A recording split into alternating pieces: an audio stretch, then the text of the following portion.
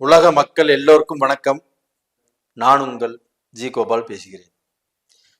நாம் இன்னைக்கு செவ்வாய் பகவானுடைய பெயர்ச்சியை பற்றி நாம் பார்க்குறோம். இந்த செவ்வாய் பகவானுடைய பெயர்ச்சி ஆகப்பட்டது 26/8/2024 இந்த பீரியடில் ஸ்டார்ட் ஆகி 22/10/2024 முடிவடைகிறது. கிட்டத்தட்ட 58 நாட்கள் இந்த செவ்வாய் பகவானுடைய பெயர்ச்சி முடிவடைகிறது. அப்போ இந்த செவ்வாய் பகவான் ஆப்பட்டது ரிஷபத்திலிருந்து பெயர்ச்சியாகி மிதுனத்துக்கு வர்றாங்க.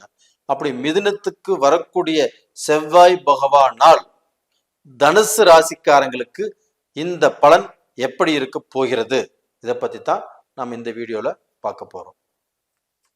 இப்போ நிறைய பேர் எனக்கு இந்த நாள் எப்படி இருக்கும், இந்த மாசம் எப்படி இருக்கும், இந்த வருஷம் எப்படி இருக்கும் அப்படின்னு நிறைய பேர் கவலைப்பட்டுட்டே இருப்பாங்க, நினைச்சிட்டே இருப்பாங்க.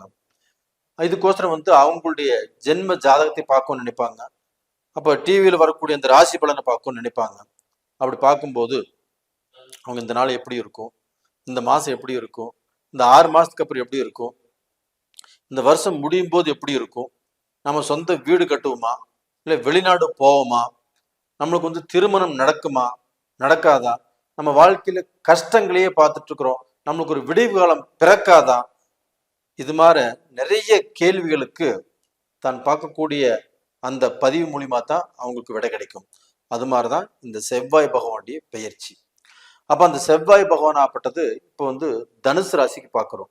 அப்ப அந்த தனுசு ராசிக்கு அந்த செவ்வாய் பகவான் பெயர்ச்சியாகி எங்க இருக்கிறாங்க அப்படின்னா, தனுசு ராசியிலிருந்து 7ஆம் இடத்துல அந்த செவ்வாய் பகவான் இருக்கிறாங்க. அப்ப தனுசு ராசிக்கு 5ஆம் இடத்து ஆதிபத்தியமும் 12ஆம் இடத்து ஆதிபத்தியமும் அந்த செவ்வாய் பகவான் பெறுகிறார். அப்படிப்பட்டவர் போய் 7ஆம் இடத்துல இருப்பது நல்லதா அப்படின்னா நல்லதுதான். எப்படி நல்லதுன்னா, அந்த 7ஆம் இடம் என்பது கலஸ்திரஸ்தானம்.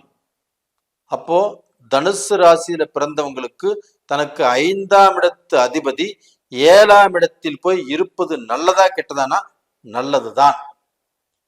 அப்ப அந்த 7ஆம் இடத்து அந்த 5ஆம் இடத்து அதிபதி 7ஆம் இடத்துல போய் இருந்து அது 7ஆம் பார்வையாக அதே தனுசு ராசியவே பார்க்கறாங்க. அப்போ செவ்வாய் உங்களுடைய ராசி பார்க்கறாங்க. இதனால நல்லது நடக்குமா கெட்டது நடக்குமா அப்படின்னா கண்டிப்பாக நல்லது நடக்கும்.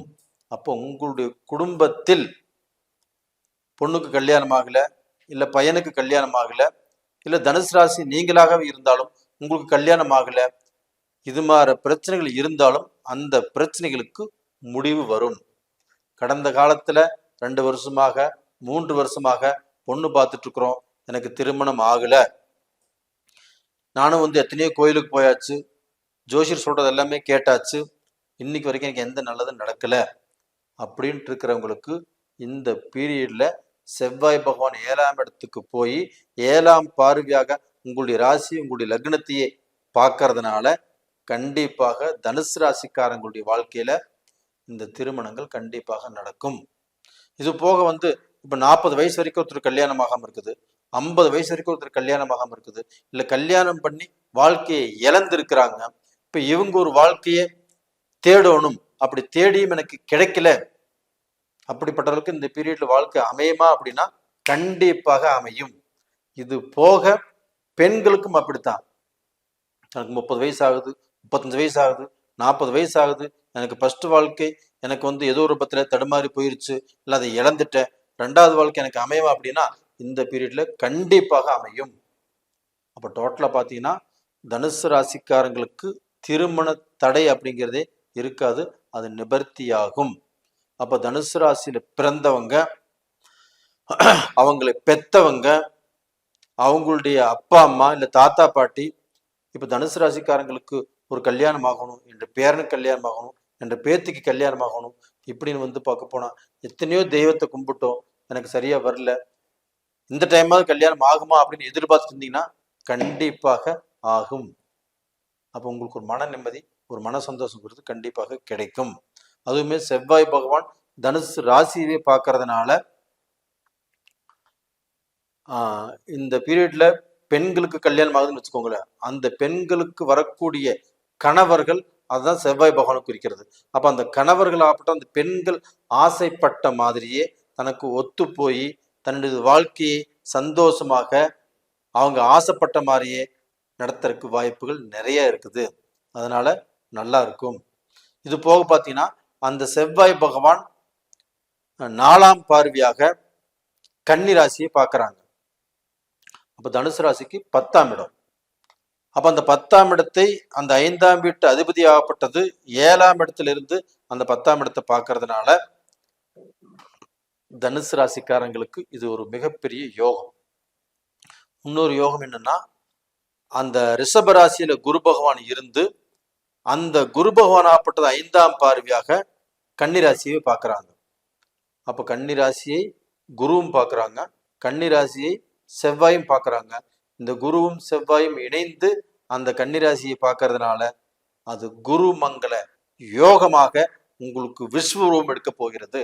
அந்த கன்னி ராசி அப்படிங்கிறது உங்களுக்கு 10ஆம் இடம். அந்த 10ஆம் இடம் என்பது கர்மஸ்தானம், தொழில் ஸ்தானம்.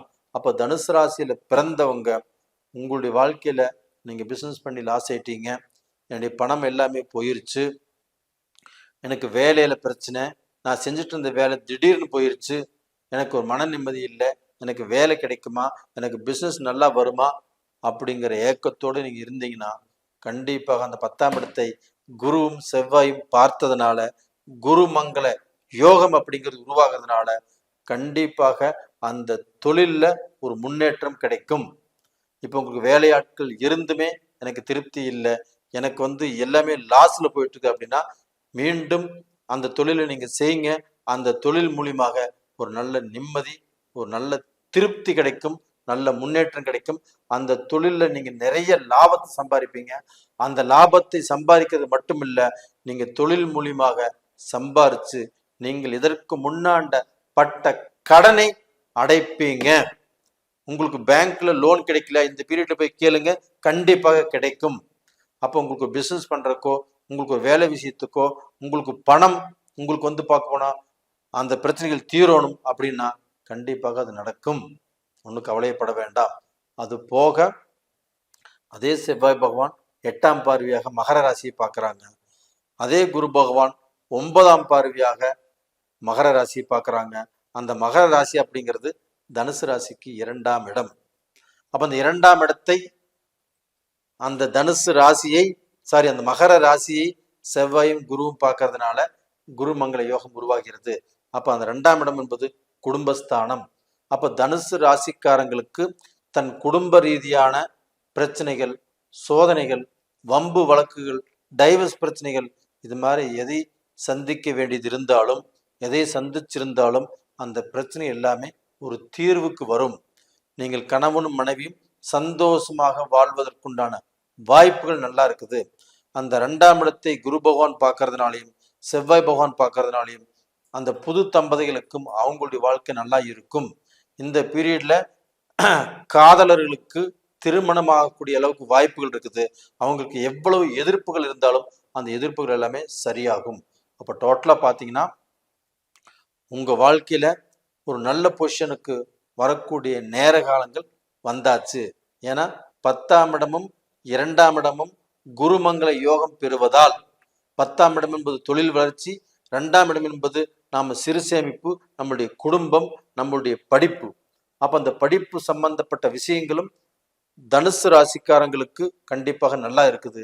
அப்ப நீங்க எதிர்பார்த்த படிப்பு, எதிர்பார்த்த காலேஜ், எதிர்பார்த்த வேலை கண்டிப்பாக கிடைக்கும், நல்லா இருப்பீங்க. அப்ப டோட்டலா பாத்தீங்கன்னா உங்களுடைய வாழ்க்கை ஒரு அற்புதமாக நீங்கள் எதிர்பார்த்த காரியங்களை நிறைவேற்றி திருப்தியாக மாறப்போகிறது. நீங்கள் நல்லபடியாக வாழ்ந்து உங்களுடைய வாழ்க்கையை வளமாக்க போகிறீர்கள். நேயர்களே, இந்த பதிவு பிடிச்சிருக்குன்னு நினைக்கிறேன்.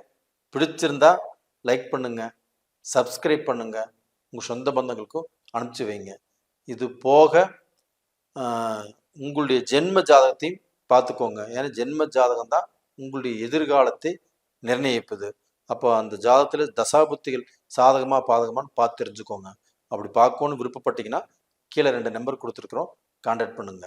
உங்களிடமிருந்து விடைபெறுவது உங்களின் ஜி கோபால். நன்றி, வணக்கம்.